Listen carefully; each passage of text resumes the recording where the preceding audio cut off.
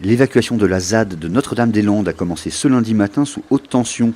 10 squats ont été démantelés dans la matinée et 6 personnes expulsées. Au même moment, plusieurs dizaines de zadistes s'affrontaient aux forces de l'ordre en lançant des fusées de détresse artisanales et des cocktails Molotov. Selon la préfète de Loire-Atlantique, l'évacuation devrait être terminée ce mardi soir. Des rassemblements de soutien étaient prévus dans plusieurs villes bretonnes ce lundi soir.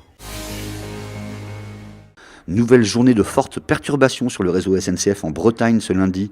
Seul un train sur 10 a circulé entre Rennes et Quimper et Rennes et Brest. Sur les autres lignes, ce sont au mieux des bus de remplacement partiel qui ont tourné. Les cheminots finistériens sont par ailleurs appelés à se réunir vendredi à Châteaulin pour manifester devant la permanence du député Richard Ferrand. A noter, les prévisions de circulation des trains sont disponibles pour les 130 gares bretonnes, demi-heure par demi-heure, sur letélégramme.fr. Charlotte est de retour. Charlotte, c'est la seconde cabine du téléphérique de Brest, à l'arrêt depuis sa chute d'août dernier. Elle a été réinstallée ce lundi sur ses câbles.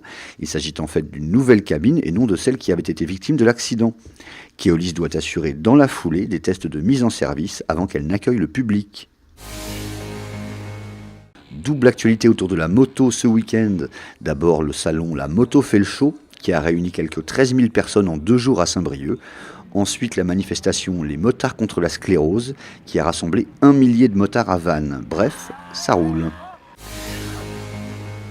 Enfin, c'est l'aventure du week-end avec un A majuscule. Ce dimanche, habitants et artisans de la rue du Vaulouis, à Saint-Brieuc, se sont mobilisés pour aller rechercher un chat coincé en haut d'un arbre. Mission accomplie et fin heureuse à un détail près, le courroux des pompiers, qui rappelle que d'une part, sans protection ni harnachement, ce type d'opération est tout simplement inconscient, et d'autre part que les chats savent redescendre tout seuls.